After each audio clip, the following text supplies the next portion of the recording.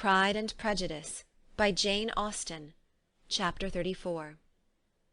When they were gone, Elizabeth, as if intending to exasperate herself as much as possible against Mr. Darcy, chose for her employment the examination of all the letters which Jane had written to her since her being in Kent. They contained no actual complaint, nor was there any revival of past occurrences, or any communication of present suffering. But in all, and in almost every line of each, there was a want of that cheerfulness which had been used to characterize her style, and which, proceeding from the serenity of a mind at ease with itself, and kindly disposed towards every one, had been scarcely ever clouded. Elizabeth noticed every sentence conveying the idea of uneasiness, with an attention which it had hardly received on the first perusal. Mr. Darcy's shameful boast of what misery he had been able to inflict, gave her a keener sense of her sister's sufferings. It was some consolation to think that his visit to Rosings was to end on the day after the next, and a still greater, that in less than a fortnight she should herself be with Jane again, and enabled to contribute to the recovery of her spirits by all that affection could do. She could not think of Darcy's leaving Kent without remembering that his cousin was to go with him, but Colonel Fitzwilliam had made it clear that he had no intentions at all, and agreeable as he was, she did not mean to be unhappy about him. While settling this point, she was suddenly roused by the sound of the door-bell, and her spirits were a little fluttered by the idea of its being Colonel Fitzwilliam himself, who had once before called late in the evening, and might now come to inquire particularly after her. But the idea was soon banished, and her spirits were very differently affected, when, to her utter amazement, she saw Mr. Darcy walk into the room. In an hurried manner he immediately began an inquiry after her health, imputing his visit to a wish of hearing that she were better. She answered him with cold civility.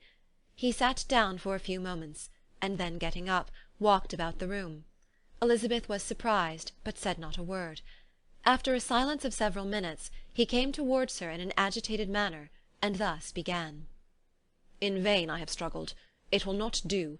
My feelings will not be repressed. You must allow me to tell you how ardently I admire and love you." Elizabeth's astonishment was beyond expression. She stared, coloured, doubted, and was silent. This he considered sufficient encouragement, and the avowal of all that he felt, and had long felt for her, immediately followed. He spoke well, but there were feelings besides those of the heart to be detailed, and he was not more eloquent on the subject of tenderness than of pride. His sense of her inferiority, of its being a degradation, of the family obstacles which had always opposed to inclination, were dwelt on with a warmth which seemed due to the consequence he was wounding, but was very unlikely to recommend his suit. In spite of her deeply rooted dislike, she could not be insensible to the compliment of such a man's affection, and though her intentions did not vary for an instant, she was at first sorry for the pain he was to receive, till, roused to resentment by his subsequent language, she lost all compassion in anger.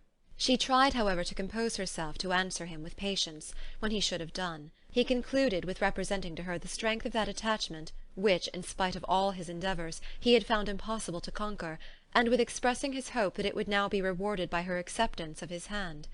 As he said this, she could easily see that he had no doubt of a favourable answer.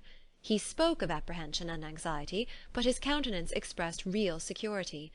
Such a circumstance could only exasperate further, and when he ceased, the colour rose into her cheeks, and she said, "In such cases as this, it is, I believe, the established mode to express a sense of obligation for the sentiments avowed, however unequally they may be returned.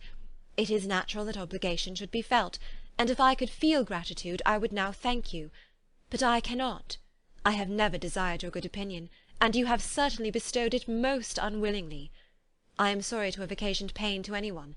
It has been most unconsciously done, however, and I hope will be of short duration. The feelings which, you tell me, have long prevented the acknowledgment of your regard, can have little difficulty in overcoming it after this explanation."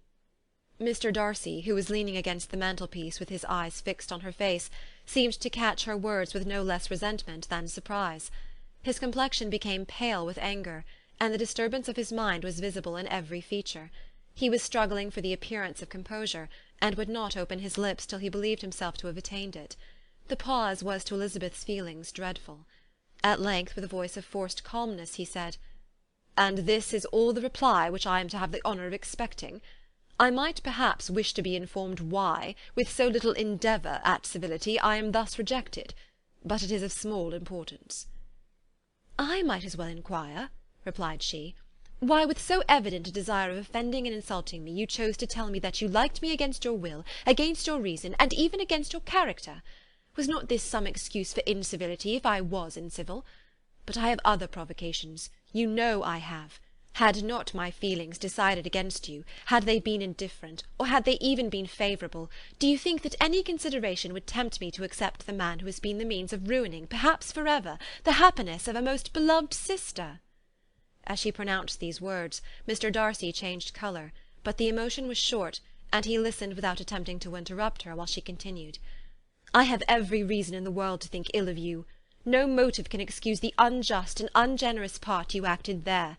You dare not, you cannot deny that you have been the principal, if not the only means of dividing them from each other, of exposing one to the censure of the world for caprice and instability, and the other to its derision for disappointed hopes, and involving them both in misery of the acutest kind."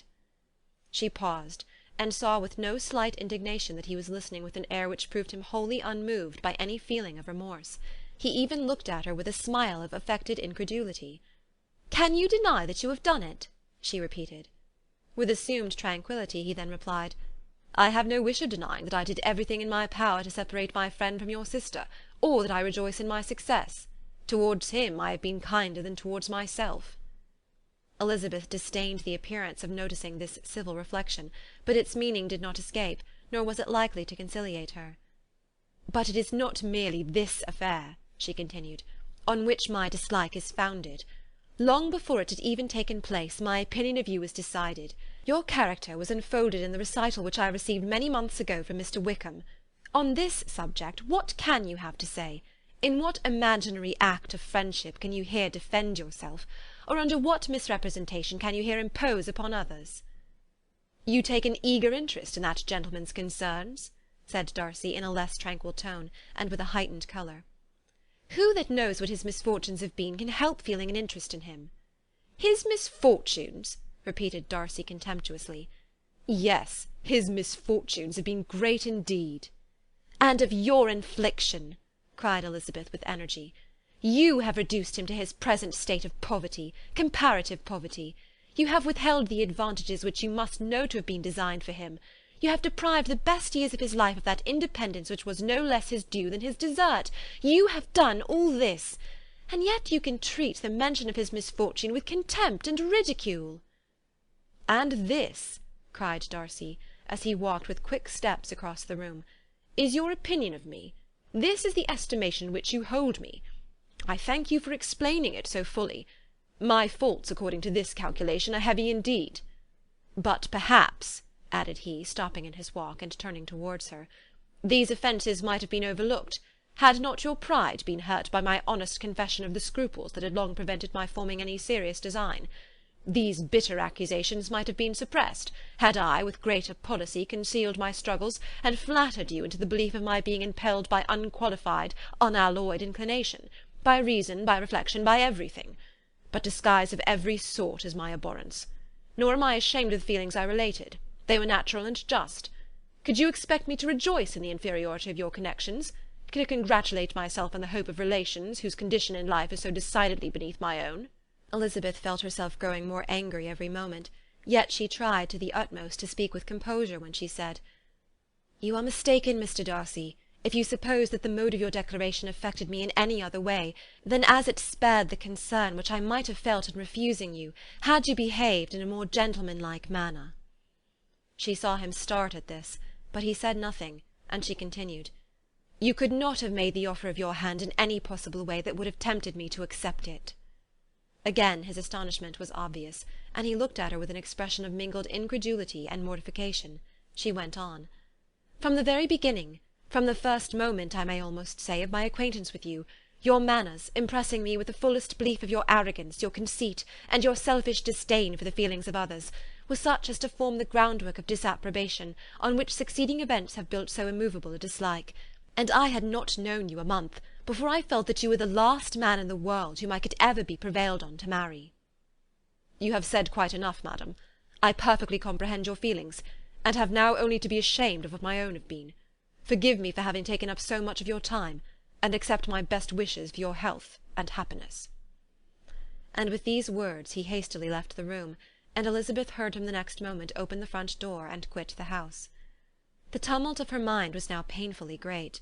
She knew not how to support herself, and from actual weakness sat down and cried for half an hour. Her astonishment, as she reflected on what had passed, was increased by every review of it.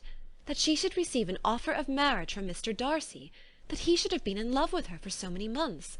So much in love as to wish to marry her in spite of all the objections which had made him prevent his friend's marrying her sister, and which must appear at least with equal force in his own case, was almost incredible. It was gratifying to have inspired unconsciously so strong an affection. But his pride, his abominable pride, his shameless avowal of what he had done with respect to Jane, his unpardonable assurance in acknowledging, though he could not justify it, and the unfeeling manner in which he had mentioned Mr. Wickham, his cruelty towards whom he had not attempted to deny, soon overcame the pity which the consideration of his attachment had for a moment excited. She continued in very agitated reflections, till the sound of Lady Catherine's carriage made her feel how unequal she was to encounter Charlotte's observation, and hurried her away to her room. Chapter 34